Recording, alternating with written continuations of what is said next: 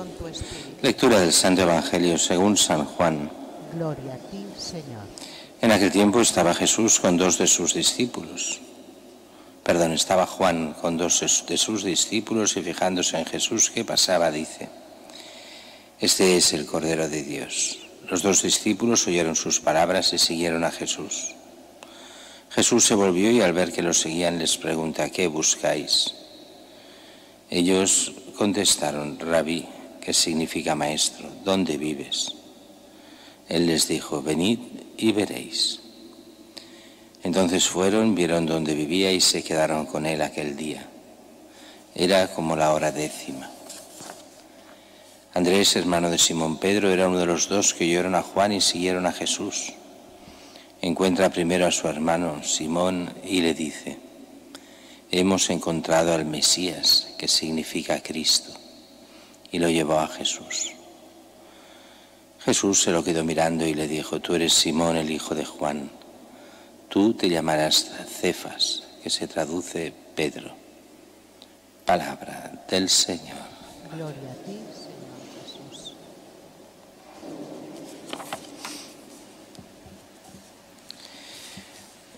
Estamos en este tiempo extraño, porque si os fijáis en las lecturas estamos más de cara al bautismo de Jesús y las consecuencias. Ayer veíamos, estos días, cómo ya se había sido bautizado Jesús por Juan, cómo anuncia, viendo pasar a Jesús, Juan lo anuncia como el Cordero de Dios, y hoy como esto lo oyen estos dos apóstoles, Andrés y Juan, estos que serán apóstoles, ahora son solo discípulos de Juan, y cómo van a Jesús. Todo eso nos va muy bien también, porque cuando empecemos el tiempo ordinario, entonces veremos cómo aparentemente Jesús va por Galilea y llama a estos cuatro como si no hubiese, los cuatro, Andrés, Pedro, Juan y Simón, los cuatro primeros apóstoles. Y la apariencia como si no los conociese de nada. ¿Cómo es que dejan las barcas y lo dejan todo?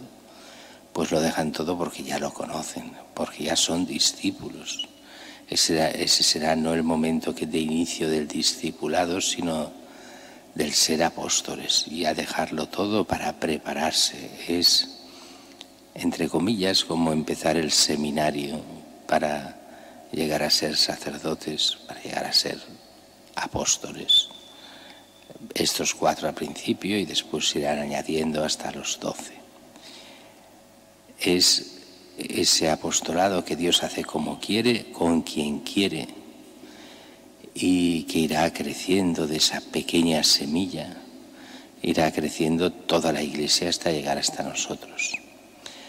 Mientras que la primera lectura de la primera carta de San Juan va continuando con todos estos temas que son políticamente incorrectos.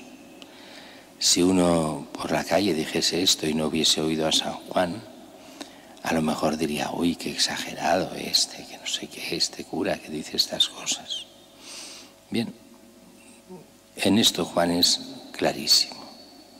Que nadie os engañe. Quien obra la justicia, o sea, el bien, la santidad, ese es justo, santo, como Dios lo es. Pero quien comete el pecado es del diablo. Pues el diablo peca desde el principio. Claro, aquí hemos de entender entonces qué es el pecado. Porque claro, aquí mucha gente no sabe interpretar y el pecado lo consideran como aquello que yo considero que está mal. No, eso no es el pecado. Eso son las manías de cada uno. El pecado es aquello que objetivamente va contra lo que Dios quiere, porque ese es el bien del hombre. Entonces hay cosas que la gente puede pensar que son pecado y no lo son.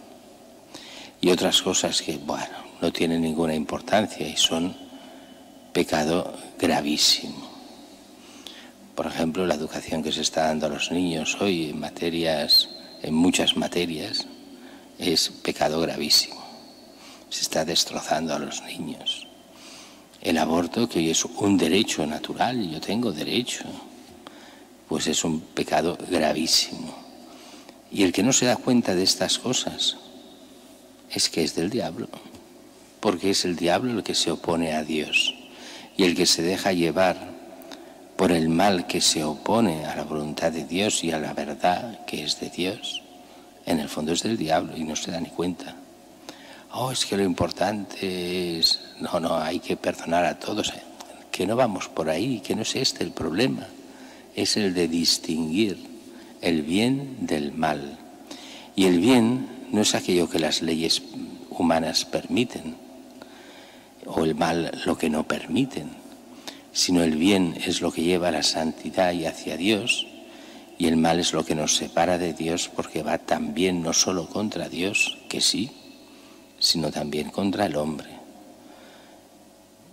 Cuando ya en muchos países ya solo nacen el 3% de los síndromes de Down, porque de cada 30 matan a 29 antes de nacer, porque no les interesan. Es que no son personas, es que no valen nada, es que fastidiarían mi vida, es que... Muy bien, entonces no has entendido nada ante Dios de para qué estás aquí. Yo estoy para divertirme, para pasármelo bien, para vivir la vida. Pues ese no es el fin del hombre. No estás para eso, aquí para eso, sino estás para buscar ese bien que Dios quiere para ti, para que seas perfectamente hombre o mujer, para que puedas llegar a llevar un camino de santidad, que irradiando el bien que Dios quiere, puedas llegar a la vida eterna y contigo, irradiar en aquellos que puedas influenciar para que el amor de Dios crezca en nuestra sociedad. Tienes esa vocación que te viene por el bautismo, que es la vocación a la santidad para el bien tuyo, y ese bien tuyo será tu salvación y la vida eterna.